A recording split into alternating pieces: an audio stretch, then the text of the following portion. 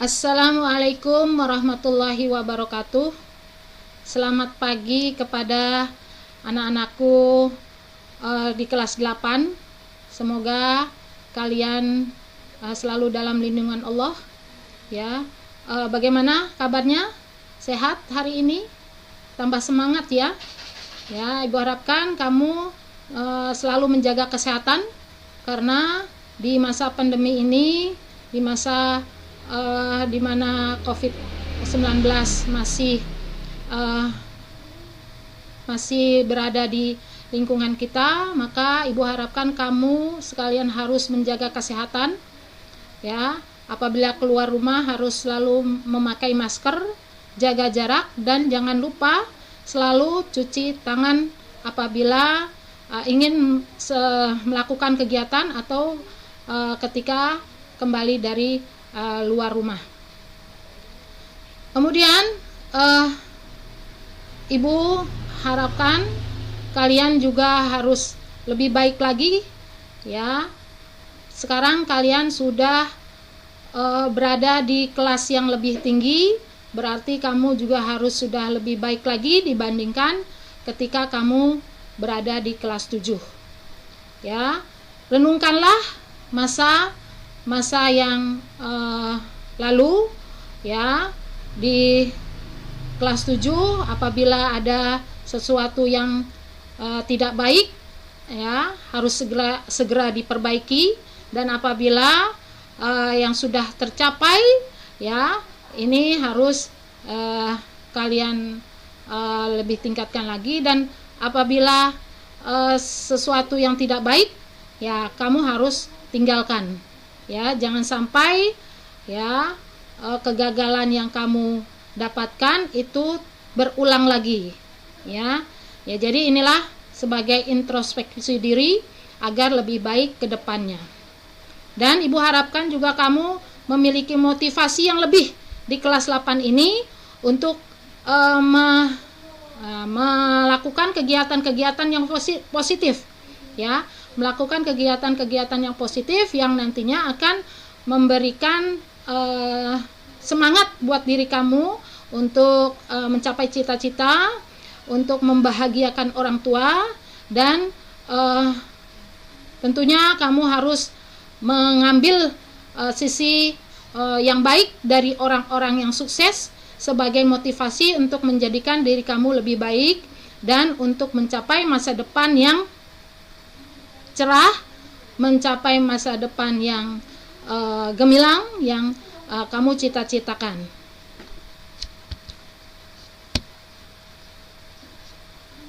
Nah, untuk pelajaran IPS ada aturan-aturan yang harus kalian patuhi ketika belajar IPS bersama Ibu ya. Yang pertama adalah ketika pembelajaran IPS ya, kalian harus masuk ke ruang kelas sesuai dengan jadwal, dengan terlebih dahulu berdoa sebelum memulai pelajaran. Kemudian yang kedua, tidak meninggalkan kelas selama KBM ya, dari rumah ataupun di sekolah. Yang ketiga, menggunakan seragam sekolah selama KBM walaupun kalian belajar dari rumah ya, tetapi dalam kegiatan KBM harus memakai seragam. Nanti Ibu akan cek ya, ketika Ibu absen kalian tidak memakai seragam, berarti ini sudah melanggar peraturan. Harus kalian perbaiki atau menggunakan seragam terlebih dahulu.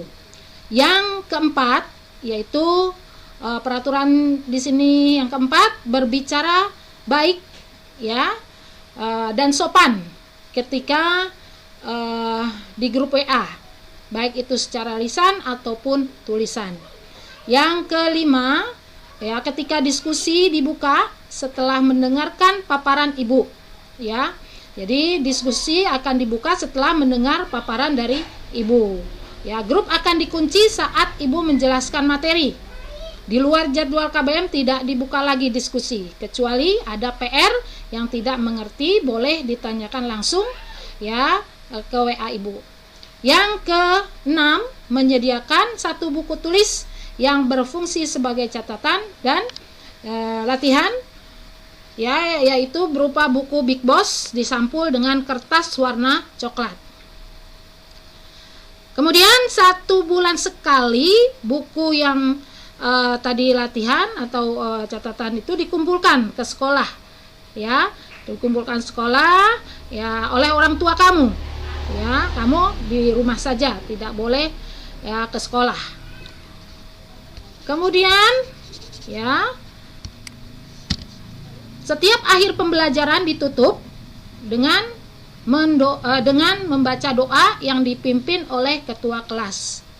Kemudian buku panduan yang dipakai yaitu buku paket LKS ataupun materi-materi boleh diambil atau dicari melalui internet.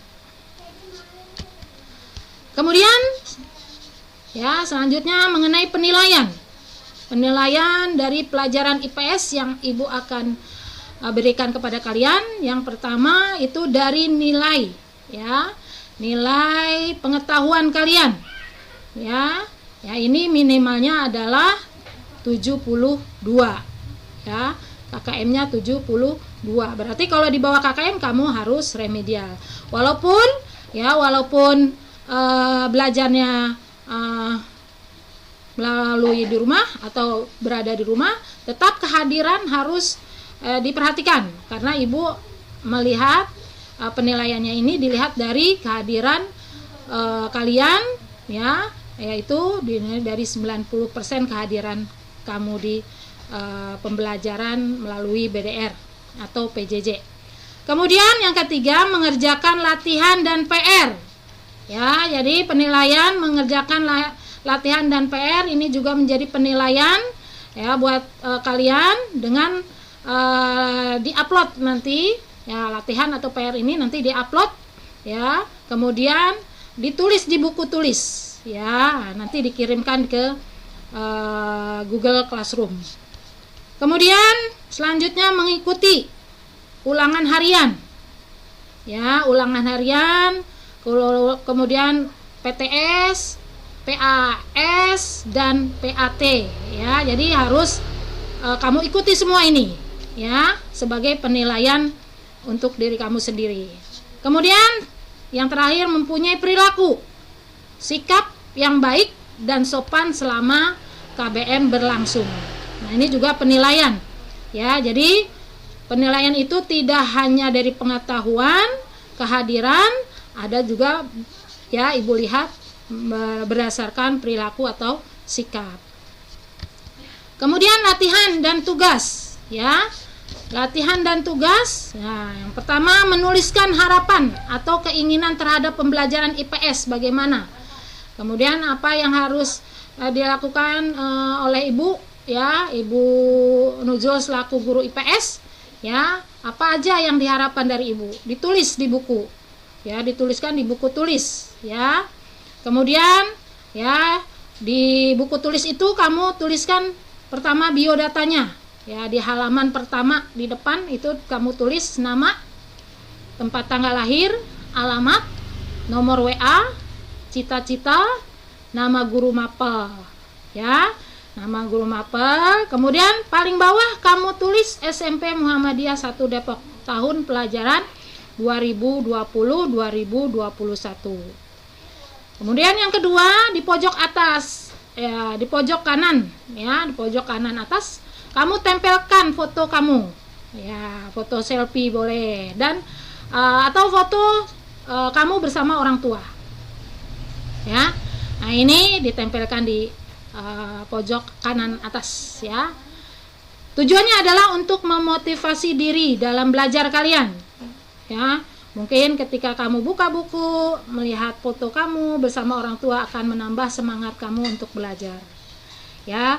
Nah, semua tagihan ini, latihan dan tugas dikerjakan di buku tulis dan diupload di Google Classroom. Nah, itu latihan dan tugas, ya. Nah, tadi sudah Ibu sampaikan mengenai motivasi untuk semangat kalau kamu belajar, ya, mudah-mudahan ini bisa menimbulkan semangat yang lebih lagi untuk belajar, walaupun belajarnya di rumah ya, tetapi semangat ini harus tetap tetap ada agar kalian bisa berhasil ke depannya nanti. Nah, tadi juga sudah disampaikan KKM, sudah disampaikan juga penilaian, kriteria penilaian di pelajaran IPS. Nah, sekarang kita masuk kepada materi. Ya, materi pertemuan pertama di kelas 8. Ya, pertemuan pertama di kelas 8 kita akan masuk kepada materi, yaitu mengenal negara-negara ASEAN. Ya, mengenal negara-negara ASEAN. Nah, ini ada ya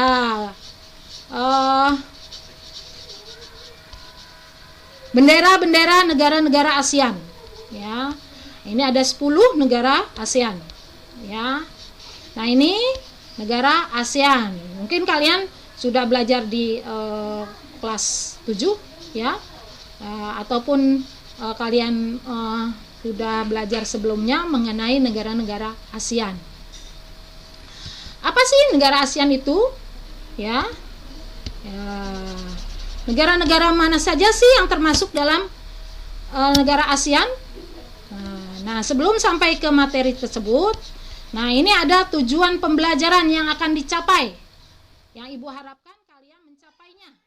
Ya, yang pertama, peserta didik mampu mengenali negara-negara yang tergabung dalam ASEAN.